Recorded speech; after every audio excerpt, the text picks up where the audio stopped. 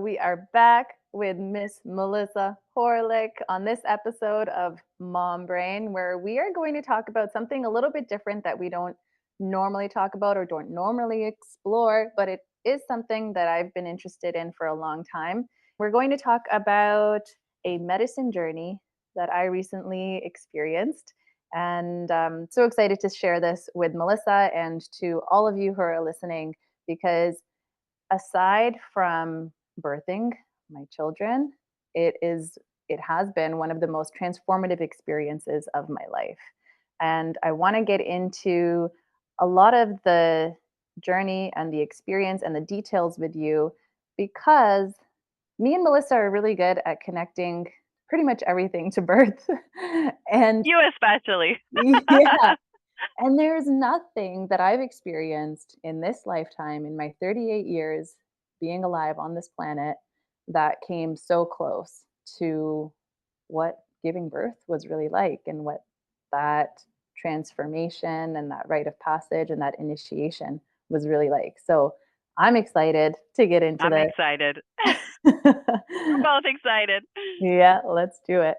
So for my 38th birthday, which just passed at the end of August, I had scheduled a medicine journey with this woman that I was very much guided to, very serendipitously. And I booked it months ahead because I just felt like I'm ready for this. I've been curious about different types of medicines and psychedelics and that kind of stuff for a really long time.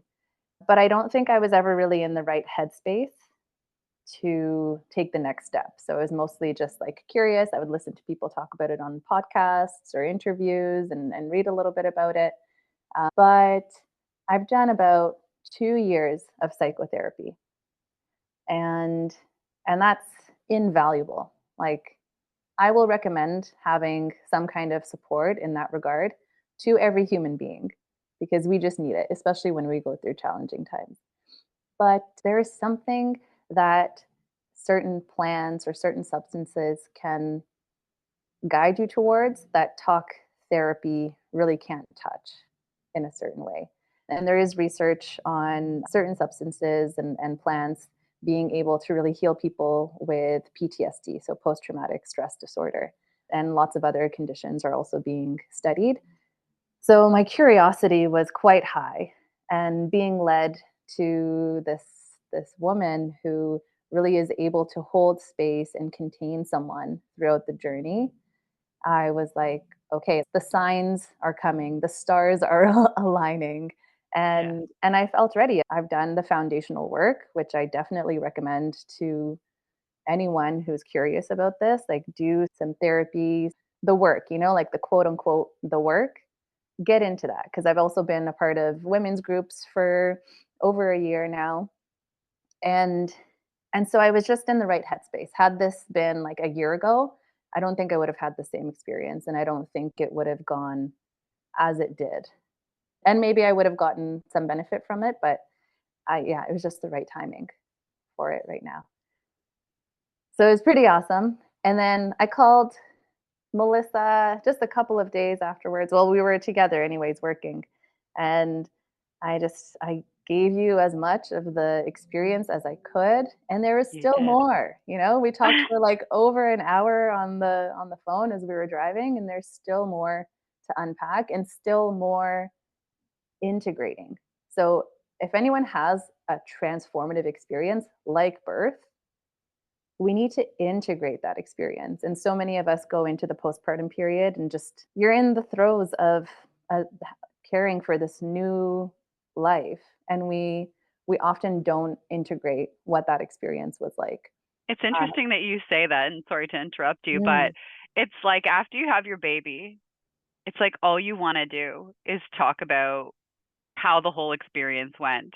And you're just like, I don't know if it's just me or not, but it's like you're almost hoping that everyone you see is going to ask you how it went and how did it go. And I feel like you're almost in this experience like the same. You're hoping that anyone who's aware of this sort of experience that you sort of went on and had is going to ask you about it. So you have this ability or you want to talk about it. You want to share it. You want to sort of internalize it, I guess. Absolutely. I wish everyone on the street would just come up to me and ask me about this experience. I want to shout it from the rooftops. Yeah, that's totally how it is. And it's been about 10 days, like less than 2 weeks since the experience. And I still feel like I'm in that integration process and definitely like feel more settled than like last week, for example. But it still so much feels like my worldview has shifted, my perspective has shifted on so many things. And just the way that I'm moving through the world and interacting with people and everything has really shifted. I'm glad So that you yeah, decided to keep me around in all of that. yeah, yeah, of course. I You felt could so have much come out the other end and gratitude. be like, this girl's a huge mistake. She's got to go. cut, cut. No, I felt so much gratitude for everyone in my life, including you, throughout the experience. So before we hit record, we were like, okay, what is our intention really for even mentioning this, right? Like we were Yeah, hosting what are a we talking podcast. about psychedelics on a birth podcast? I was like, Cindy, what's this about? Totally. But like I said, I was like, there's so many similarities between how I experienced birth and this process as well that I we can't not talk about it, Melissa. It's a must. We need to. And I think that as a disclaimer, we're probably not suggesting that if you are pregnant currently that you go on a psychedelic trip. No, not Don't at do all. that right now. This is Definitely not. just to draw insights and comparison between the two experiences. So if that's Exactly. intriguing, stick around. Exactly. Do not do psychedelics while you are pregnant No, or in the early postpartum period. no. Just for clarity, I'm not breastfeeding. Uh, my youngest is almost 3 years old, so the timing is good. The timing Yeah, is right. yeah. Yeah, so let's get into it. I think just describe the set and setting. So with a lot of the research that I've done on any kind of like plant medicine journey or psychedelic experience, and like referring back to Dr. Gabor Mate's work and other people in this field, the set and the setting are so paramount to how the experience goes.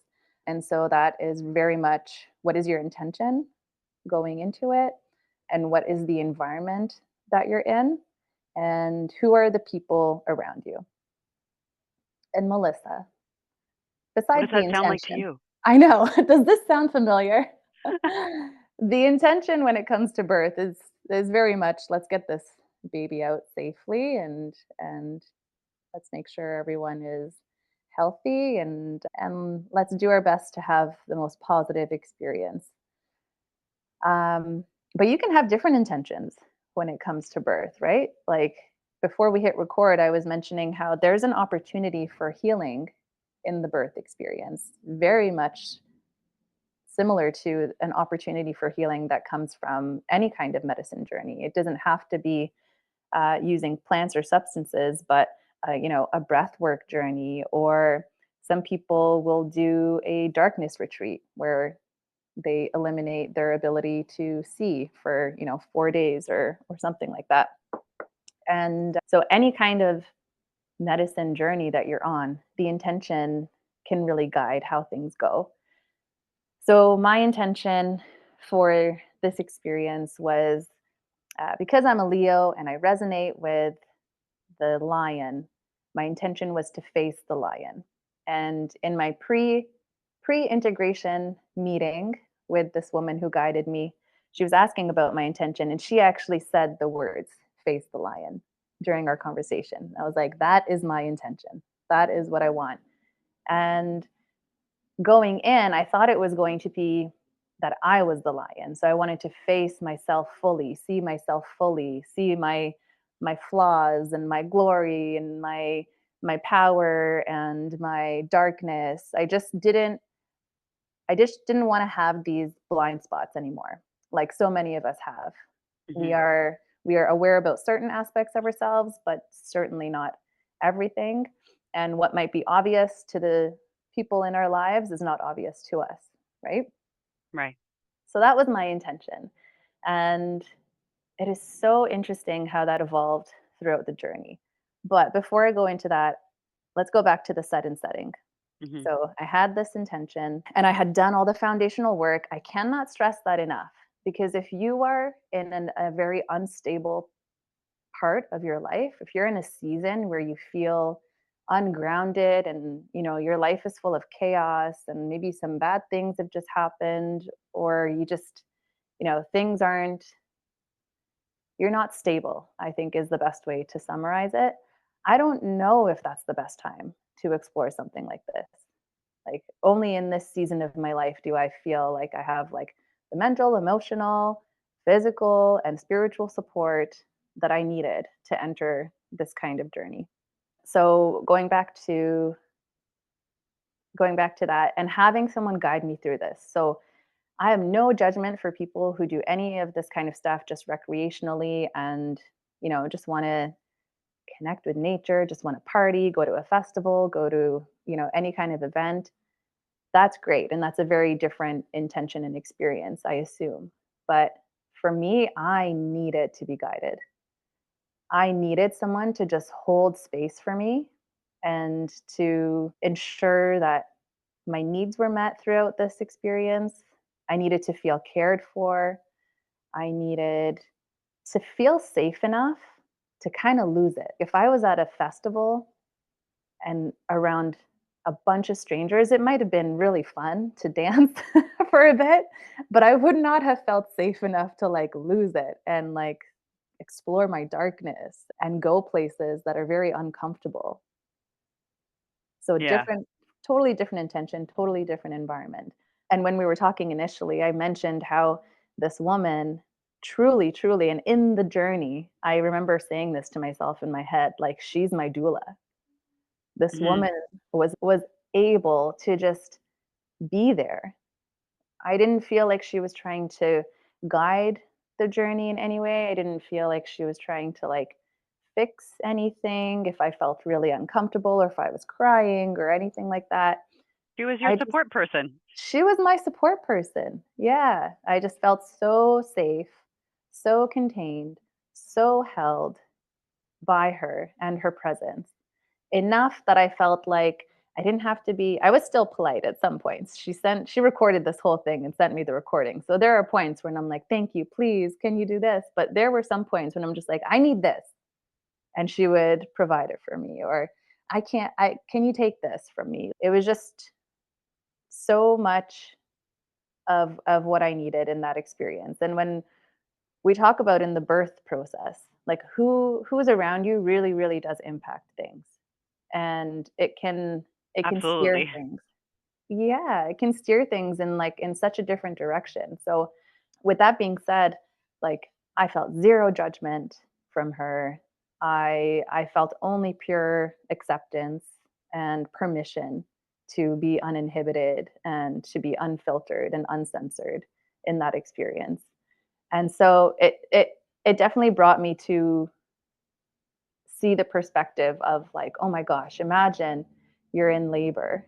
You're in this like very vulnerable state and you're getting signals. It might not even be like a full out sentence or word or something that someone says. You might just be getting signals from the people around you that you're doing something wrong or that they don't agree with something that you're doing or they're judging something that you're doing or they want you to vocalize quieter or in a different way or move in a different way than your body is telling you to move. Oh my gosh, the number of times, and I'll describe my second birth as generally overall very positive, but the number of times that the hospital staff asked me why I wanted to do something, or like, why would you want to do it this way, or why would you want to do it that way, or are you sure, or oh no, I don't think you should do that, or you shouldn't do it this way. It's crazy when I think back on it. So yeah, it's definitely important in both experiences that you're comfortable enough to be able to move and behave in the way that feels most natural and comfortable, and what feels like what you need to do in that moment, like really Hmm. listening to yourself. Yeah. And I think about just like the brain wave state that we're in the birth experience. it's not in our intellect. It's not in our like conscious mind, right? And anytime we're No. asked a question like that, it takes us out and it puts us in our intellect. And so you're getting out of that zone, that Yeah, birth it's like zone. why don't you wanna lay on your back? Because that physiologically makes no sense. Have you ever watched one video ever of how birth works? Like, are you not a birth team at a hospital? Why? Why? Why are you asking me this question? That's what I wanna ask you back. Anyway, carry on. Or also, even like it might feel good for some people to lay on their Yeah, back, maybe. but Could asking be a their choice. a birthing person, someone in labor, why they're doing something that their body inherently is signaling them to do, it's Or it's not do. or not do. It is so counterproductive. If my guide had asked me, like, why I wanna vocalize a certain way, that would have just taken me out of the experience, and I wouldn't have been able to go to the places that I was able to go. Right. So my what should I call her? My my medicine doula. I don't even know, but she was amazing. Your guide. Um, Does my she have a my does she have a proper name? she calls herself a spiritual architect, which is the most badass name, the most badass Well, there title. you go. You're a spiritual architect. My spiritual architect. She was amazing. She was so good at what she does. So this is a bit of transference. So in a lot of professional dynamics, like especially like in healthcare or anything like that, there can be some level of transference that happens. A patient, for example, might feel a certain way about a practitioner because they remind them of their mom or they remind them of their best friend growing up or whatever, and vice versa. A practitioner can feel a certain way about a patient or a client because of the same thing. Like, you remind me of my sister, whatever. For better or for worse, it could be like a negative thing, like I don't really enjoy our dynamic because you remind me of this person. But I got lucky because this woman, like, she had this very like elder energy about her, like grandmother, maternal energy. And I think, craving that in my life because my grandmother doesn't live in the country and my mom is no longer with us. So I think uh, very coincidentally, that really worked in my benefit because I desire that kind of energy in my life. So nothing she could control or that I can control, but it just kind of added something extra, I think, to the whole experience. Mhm. So doubling, tripling, quadrupling down on who is around you matters in birth Yes. and in these kinds of transformative experiences that we have, if we choose to venture there. And then the setting. As a naturopath, I obviously love being immersed in nature. And I don't know what this would have been like if I was in some kind of, I don't know, a gym or like an in more of like an institutionalized kind of environment, or even at my home where I would be like, "Oh, I need to clean that. I should organize that." Like being out of your own space Yeah. is really nice, but being out of your own space in an area that feels very like comforting and soothing. And so I was in this dome and it was decorated kind of like Moroccan style with like lots of lamps and lots of twinkly lights and a lot of plants inside of the dome. And then outside of the dome, there's a lot of window space. I just looked onto the water and lots of trees. So I felt very like immersed in nature and very comfortable as well. Was it like So a clear plastic dome? Could you see outside, like very open to the elements? yeah, on maybe a third of it, you could see outside, Oh, and okay. the rest was covered. Right. But it was a great environment because it was big enough that you can move around and feel like you have your own space and not be bothered by a lot of bugs or mosquitoes. But but also when you looked outside, you weren't looking onto like a road full of traffic. You were just looking onto nature and water and trees and everything. So I felt very just contained in that beautiful space. And there's something to be said about beauty. So like in the birth experience, it's and the type of person I am anyways, like it's lovely to look at something beautiful during that experience instead of something that is unpleasing to the eye. Well, of course, right? Yeah. I'm all into like your environment and decorating and the way your space looks. Like, Yeah. Yeah. so that's where I agree. A pleasing space not only is like comforting, there's something about a space that can make something feel like homey and lovely, or just very uncomfortable and like stressful almost. Sometimes Hmm. you've been in other people's homes and you're like, oh, this is like not so clean, or oh, this is really really cluttery, and you just like feel uncomfortable in these other spaces, or this could not even another person's home, but like just another environment where you happen to be. It can Hmm. shift like the way you physically feel so much. So environment is huge. Yeah. I agree.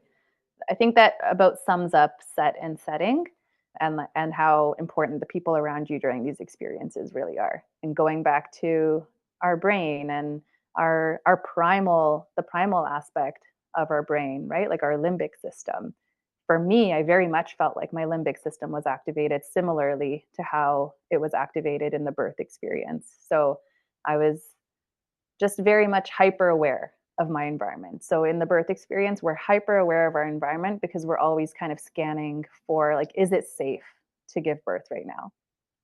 And it was Yeah. very much like the same, like, am I safe right now? To kind of lose it a little bit and go into those uncomfortable, dark areas of my psyche, and can I be uninhibited enough to explore the areas of my body that I might be holding on to trauma and tension and emotions that I've been suppressing for many many years, probably, right? Like, am I safe to go into the darkness?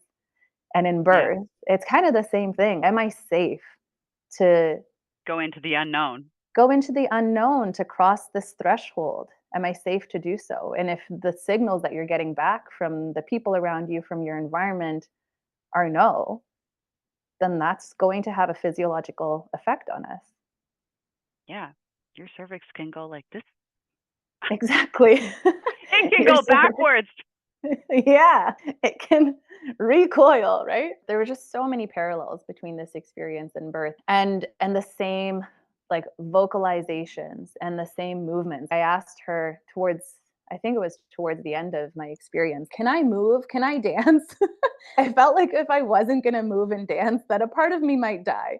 So same thing in the birth experience. We need to move, we need to flow, we need to vocalize. And for some people, it feels good not to vocalize. It feels good to have that like sense of silence. But for a lot of women, that vocalization actually helps regulate the pain response for them. That Hmm. vocalization helps, as we always talk about, to dilate the cervix and open up and expand. These are just so foundational, I think, to the birth experience. That sense of safety, permission to feel uninhibited, permission to lose it a little bit, to go into the unknown, but feeling held and contained enough to do so. Yeah. So foundational to the whole experience. And having a doula, aka a spiritual architect, on your side, who will help you welcome this new life into Right? this Someone world. who's experienced, someone who knows what's normal, someone who's on your team. It's all the things. Yeah, yeah. Knows what's normal is big, because I, in this experience, I there were probably many spots where I could have been like, oh, oh, maybe like I shouldn't be feeling this way. Maybe this is too much. Maybe I'm going too far. Those kinds of things. But Yeah. because of her presence, and because I felt no feedback from her signaling that this is not okay, Right. I just let myself go there, and Yeah. it helped the process, if anything. Yeah. She So wasn't yeah. signaling that you were off the rails. Yeah. No, if anything, she was like, "Ah, you're doing There was amazing," you no know? panicked conversation between her and someone else in the corner, like, "Whoa, have you ever seen this before?" Yeah. Yeah, exactly. How oh my gosh, how crazy is that? That happens a lot, right? Like whispers between practitioners and Oh my gosh, and the birth experience, it's all they do is talk to each other. Well, I mean, if you okay, maybe in your experience here in your bathtub at home, but if you're at the hospital, there's all these staff interactions happening, right? And yeah. they're always having these conversations, and as much as you're trying to be internal and in your own world, like you're still aware of the room Mm. around you. You're still aware of what everyone is saying, right? And so you're Mhm. still internalizing all that external information that's coming your way. Mhm. But no, Mhm. luckily there was no other person having a chit-chattery conversation in the corner talking Yes. about how weird Cindy is. I know. Oh my goodness. It would have taken me so out of the whole thing.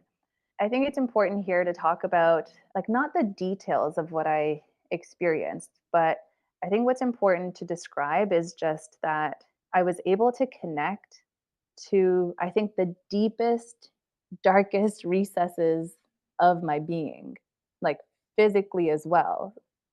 And going back to the fact that, if we don't express our emotions and let things move through us on a somatic level, then we get quote unquote issues in our tissues. So I was able to go to many, many parts of myself on a physical level, on an emotional level, on a mental level, on a spiritual level. And it felt like this was the sequence: go into the darkness, go into the discomfort, lean into that, explore it, feel it. Here's step by step. Explore it and feel it. Really, really allow yourself to feel it without any timeline, without an agenda.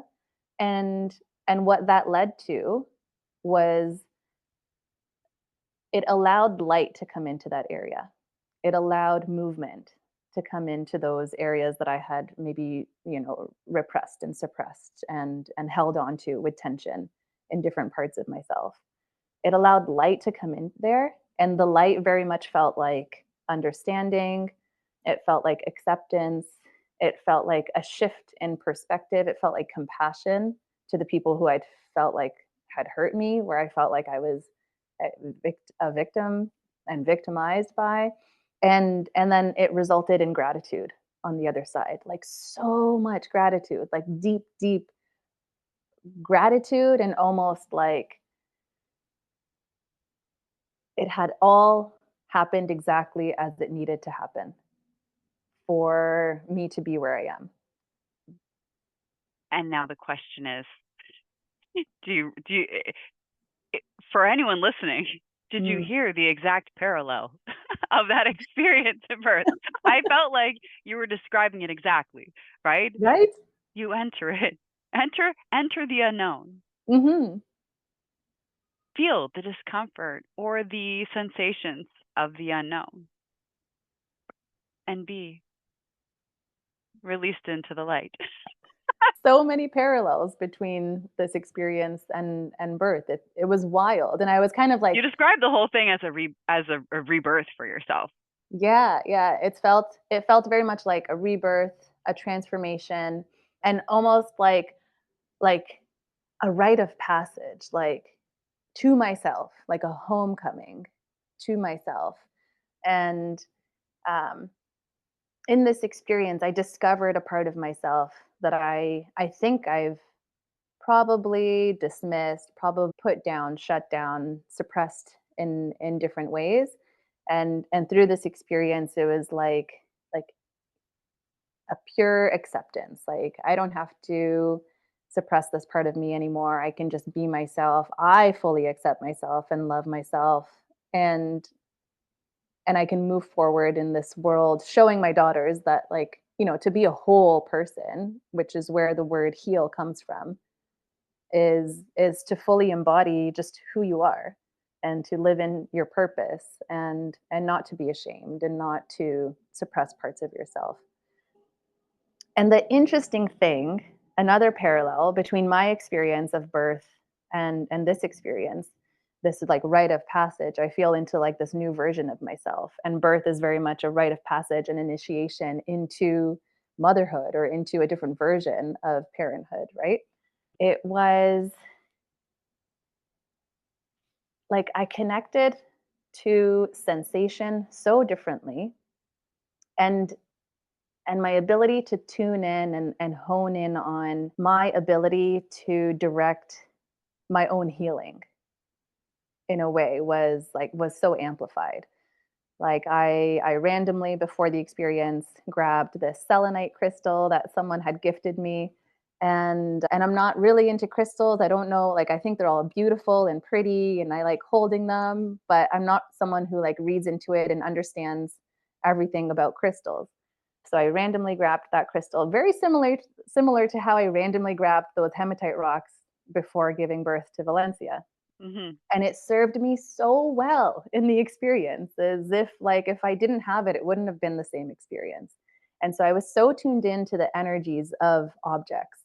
So the energy of the crystals and different things that were in that dome. And when I was finally when I finally asked, like, can I move? Can I go outside? Can I dance? Like I was so tuned in to the energy, like that life force vitality that exists in nature and in the trees and in the plants. And it was such a communion I felt with the world that we live in, with myself and with the environment. It was, yeah, I was so sensitive and tuned in. And I know that about certain practitioners, depending on what kind of work they do, if they're energy workers or somatic healers, they will do breath work or they will maybe consume some kind of psychedelic substance to get into that zone where they are able to like really commune with the energy and commune with nature and commune with the person that they are working on.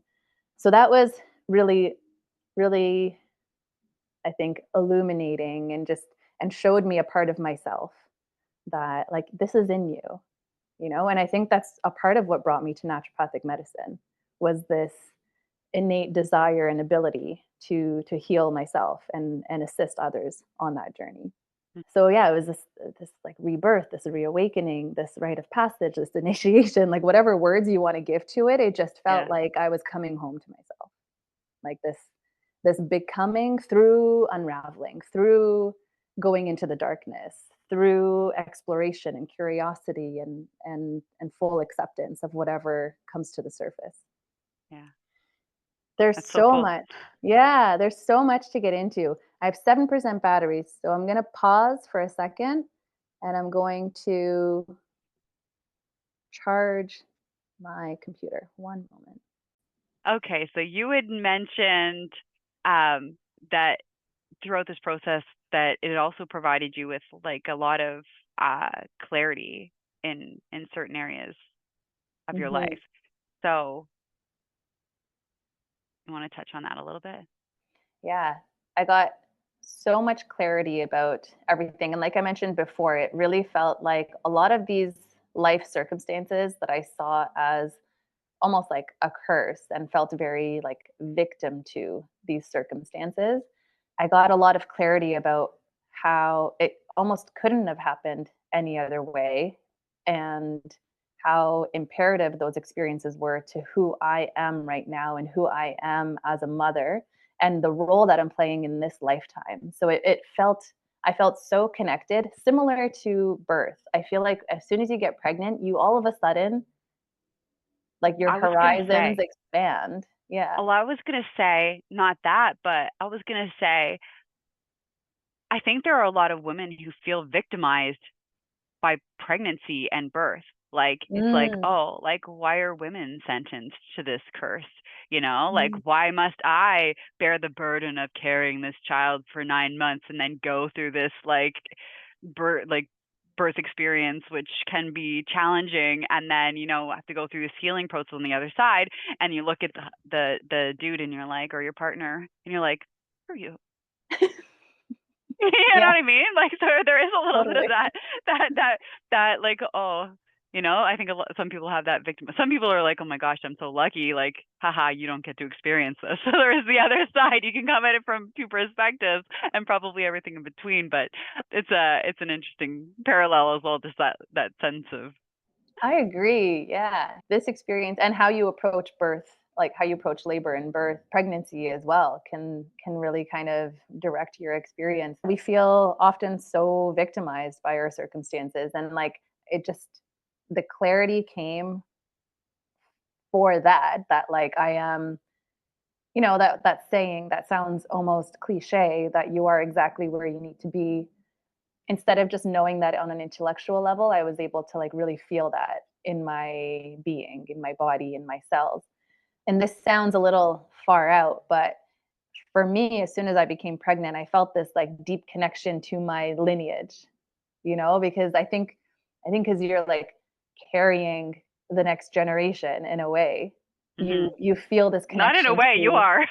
Most people don't see it like that. You're having a baby, but like you Yeah. are, you're contributing to the future of humanity. And I automatically felt a connection to like my maternal lineage, like my mother, my grandmother, my great great grandmother, and my great grandmother, and in the right order, of course. It felt so similar to this experience that I had, and healed the connection to the masculine energy in this experience, which I think when it comes to pregnancy, labor, and birth, a lot of times as soon as we get pregnant, that resentment towards the masculine can occur, depending on the circumstances, depending on your perspective. And we can kind of bring that throughout our whole experience, like, you know, bring in that classic comedic scene of the woman in labor yelling at whoever did this to her, so angry. Breaking his hand. Yes. So much anger and resentment, right?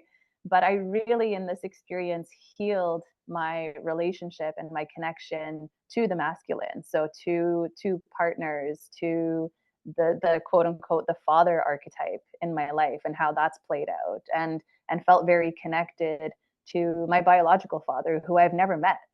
Like it came so Mm. deep. It came to the point of like my DNA, the structure of my DNA, and how much gratitude I have for the life I live because of this man who I've never met, and how much of a role these figures who represent the masculine in my life played. And it just shifted the perspective from like I felt very cursed by it and victimized by it going into the experience, and so much gratitude for Well, the masculine. on the other side of birth, maybe you might feel gratitude towards said partner who brought you these Exactly. gorgeous babies into the world, and without Right? their input, wouldn't be here. 1,000%, like the same experience. It was wild. And then it really made me think about the role of the masculine in labor and birth and postpartum as well. But because I always talk about the sisterhood, and who's holding the mother, who's mothering the mother, and all of these things, like such a very like maternal focus that I've had, and really almost negating the part that the masculine role takes in this whole Hmm. experience. And so regardless of gender identity and sexual preferences, I think there needs to be this energy, which we all have within us, whether they're male or female. We all have masculine energy within us, especially in the labor and birth process. Our partner, our birth support partner, needs to kind of take that masculine role of someone who contains us, who holds us, who gives us permission to lose it a little bit, to be uncensored and unfiltered and vocalize how we want to vocalize, and move how we want to move, and make us feel safe in that experience. So Hmm. integral to the whole thing. So important. And so it really made me recognize that I've been negating a big part of my own identity, and also, how I perceive and interact with like the masculine energy in the world. Wrapping up the experience, I'm not like, you know, pulling at straws here, trying to make parallels between this experience and labor and birth. It is inherent. These life changing, transformative experience are so similar to birth. And I always perceive birth as the amplification of so many life experiences that we have. I treated this experience was with reverence and with a sense of sacredness, right? I needed a guide. I needed to have the right set and setting. And I set an intention, and I gave myself time to integrate it afterwards and journal. It's such a beautiful thing in this medicine journey. It was like A cosmic orgasm. I kind of understood the whole like orgasmic birth thing because it was like a cosmic orgasm to feel that healing of the masculine within me and with the relationships I've had. It was such a beautiful thing to actually feel on a sensation level when the feminine and the masculine come together with sacred reciprocity and respect and support of each other. It's so beautiful. That needs to be carried on throughout how we actually behave on our parenting journey, both partners, and how we parent our children. I'm so grateful, even though it's not my ideal situation to be separated, but I'm so grateful that my daughters have that relationship with their father and that I was able to navigate all of this chaos enough to allow that to unfold on a certain level and encourage that. And it doesn't mean that it's easy, but it's such a beautiful thing. What a gift to my daughters, really, that they have this like quality time with dad that Yeah, I definitely didn't get growing up, like one-on-one quality time with my dad. No, none of my siblings really got that. And that's such a gift. They're going to know in their being, because these are the formative years, what it feels like to be supported, what it feels like to be held and hugged and loved and paid attention to and all of these things by their masculine figure, their main masculine figure right now. And they will go on to have relationships that hopefully amplify that in their life. It's not perfect definitely. and all of that, but that's really what it is. We're setting up the next generation to have this beautiful blend and partnership of the masculine and feminine as we as parents step into our role and step into our power. It's a side veer from the main conversation. It was something that came out of your experience, and it's still relevant to everyone listening. And in the birth world too, like it's so important, as we were saying, to have that like safe space, which I think is a masculine quality, regardless of gender, to have that safe structure for you to, and when I say lose it, like to lose it, like you're really letting go of control, because so much of birth is about letting go, is that surrender that we always Yeah, talk about. Are you able to do that? If you're scared, if you're in danger, if you feel threatened, if you feel belittled or judged or, shamed in any way, that's not signaling to your nervous system that it's safe to let go. no. Therefore, you're not going to let go of this baby. You're gonna hold it in, suck that baby in and up. It's signaling that That's it's not what not we safe. want. No, we want to let go. We want to trust that it's safe to allow this process to continue. The masculine was a huge theme in this experience. The seeing where I not played the victim, but seeing where I was holding on to still identifying as the victim in different areas of my life, and and loving myself enough to almost like reparent myself through that, or like some people will say like re-husband, how those are the figures that like nurture us, our partners, our parents. Parenting yourself, re-husbanding, re-wifing yourself Hmm. through this experience so that you don't need to cling on to that victimhood anymore. And I wanted to go back to the theme, like my intention, face the lion. So I really thought that it was going to be facing myself fully, all my darkness, seeing everything, my blind spots, like my power and my darkness, my light and again, my darkness. I really wanted to see it all. But it ended up the lion ended up being the masculine. And it was like, can I face the masculine? Can I see the king, the majesty of this lion, masculine figure? Can I trust enough to feel contained? Can I trust enough to flow? Can I be feminine and soft because I trust this figure, this masculine figure? And so the trusting of it was a big theme. And underneath that, so I resonate with the lion, but underneath that, I began to very much resonate with this theme of a snake. And for me, a snake is very like, kind of touches both worlds. It touches the light and the dark, and it kind of moves and sways in between and kind of plays on that line between light and dark.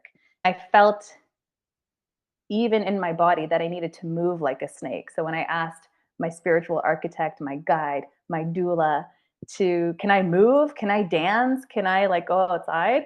I began to move like in a snake like way. And in birth, it's the same thing. How is your body calling you to move? What are you expressing? What's moving through your body that you need to, that you're getting signals from? Are we connected to our body? Are we connected to the signals that we're getting from our baby? How are we being called to move? Can you tune into that and move through your body? Let it move through you.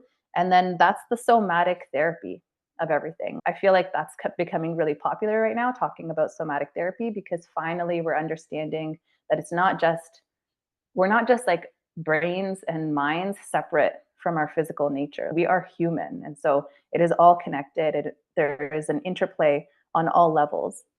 So in birth, can you connect to that primal part of you that wants to move in certain ways, like we always talk about? It was very interesting for me, this kind of idea of a snake. And I kept saying, like, thank you to the parts of my life. And I equated it to a tree, a very strong, grounded, rooted tree that, as a snake, I was able to safely wrap myself around and explore all the branches and the sharp branches that forced me to shed my skin. Thank you to those sharp branches, those dark, decaying branches. Thank you to those quote unquote injuries or challenges in life. Or else I would have never felt the urge to shed my skin and become a different version of myself. I would have been holding on to my old skin in a way and identifying with it, and never having the urge to grow and expand and evolve. And so it was this deep gratitude again that came into play.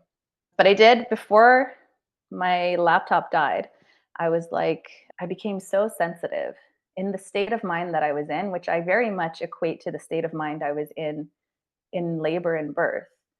It felt so similar, and I became so sensitive to energy, to like the crystals, to the music, and all of those things. And I think that's for a reason, because we're in our like primal state. We're always scanning for like, am I safe to let go? Is it safe to express myself in certain ways, and all of these things. But going back to music, I remember You described her as a birth, and not as a birth, as a what, DJ? You described her as a something DJ for your experience. It was like she was always picking like perfect oh songs for what you're yeah, experiencing. she has a skill for just picking the right song to kind of not guide me, but she could feel where I was going, and then she would amplify that with a song. I became so sensitive to music, and at one point I was in a dark place. I was feeling really uncomfortable, and she Mm. had these drums around. I was like, "Can you drum?" Because I felt like if she didn't drum, I maybe wasn't going to be able to handle whatever I was experiencing. I became so sensitive to like the frequency of sound, to the frequency of music and that rhythm. I needed that beat to kind of get through whatever I was experiencing. And it reminds me of the drum in general. It is like the heartbeat of any band is the drum, like that piece of music. And It's the rhythm keeper. it's the rhythm keeper. And the first thing that we see of our babies on the ultrasound is their heartbeat, and they connect to our heartbeat like from conception. So it was just going back to this like very primal Are you trying to nature. say that babies are the rhythm keeper of birth? Our baby's the rhythm keeper at birth. I think they're very in tune with it. Yes, I am. I am. That's exactly what We I'm want to saying. rush it. They're like, no, I'm keeping the beat. I'm doing my Yeah. thing. Yes. Yeah, that's something to take into consideration. Like, what is the rhythm of my labor and birth? Like, what is that rhythm? And one of the, so I'm not like a tarot card puller. I might be in the future because it's very interesting to me. So far, you're a declared not crystal person and not Yeah. a tarot card person, and yet But Yeah, and yet they came into my experience very profoundly. But I pulled a card that said, "Move to your own rhythm." And it was a picture of this woman just kind of like swaying, and you can tell she was dancing. And it was so much about like, don't worry about what schedules people think your kids should be on, that people think you should be on. Like, what is your own rhythm? Follow that, and everything else is going to flow so much easier, like with a lot of ease and just without fighting and without striving to get somewhere. You're just going to fall into this rhythm. And that's so relevant to birth and labor. Like, yes, everyone is going to want to time you, and everyone is going to want to say it's time to go to the hospital when, or you should do this when you see, contractions in this specific pattern. But as me and you both know, every labor is different, every birth is different. There are different rhythms, and you didn't fall into that pattern, I didn't fall into that I'm a pattern. queen of no rhythm. You Although very musical, my body has no laboring rhythm. and you wear that crown with pride. Yes, Okay. absolutely. There's something to be said about just your own rhythm in life, in certain transformative experiences, and obviously including labor and birth. What I really wanted to touch upon here was just how sensitive I became to things that I'm normally not very sensitive to. And an interesting thing that I showed you, and I sent you a video so you can validate that it's true, was that a pigeon came onto my windowsill the night before and the morning of this ceremony. And this has never happened before. I've been in my house, in my office for like a year and a half. Yeah. And this has never happened before. And this pigeon wasn't just chilling on my windowsill, it was like looking in between my blinds, the panels of Staring my you blinds. down. Yes, it wanted to make eye contact. It wanted to connect. And I got the sense of it saying, like, you're going to get a message today. And indeed I did. I know a lot of parts of this sound very far out, but this was my experience. I went as deep as I can have the capacity to go at this point in my life. And this is my first ceremony. I did like what a beginner would do based on my guidance from my I'm going to call her my Spiritual architect. spiritual architect. I Yeah, have a spiritual architect now, based on her guidance.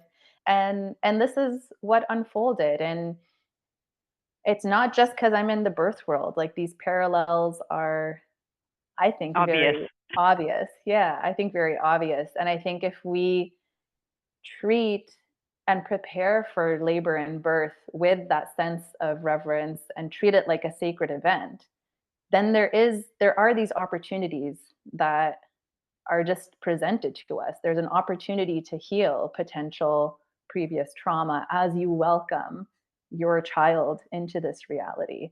There's an opportunity to experience this big transformation as you welcome your child. There's an opportunity to feel held and contained and fully supported, and give and have permission from others and from yourself to just really, really surrender and let go. There's massive opportunity to guide yourself with full clarity, to know exactly what you need, when you need it, how you need it, because you're in touch with yourself and your body and your baby. It is a rite of passage. It is an initiation. It is not the only initiation and rite of passage in our life, but I think we need to treat it as such.